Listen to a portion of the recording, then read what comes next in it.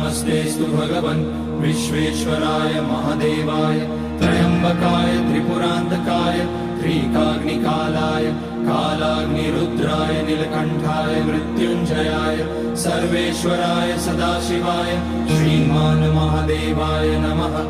ॐ नमः शम्भवाय च मयोभवाय च नमः शङ्कराय च मयस्कराय च नमः शिवाय च शिवतराय च।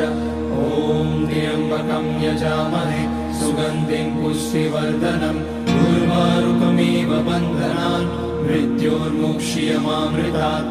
नागेन्द्रहाराय त्रिलोचनाय भस्माङ्गराय महेश्वराय नित्याय शुद्धाय दिगम्बराय तस्मै नकाराय नमः शिवाय। मन्दाकिनी सलिलचन्दन चर्चिताय नन्दीश्वर प्रमथनाथ महेश्वराय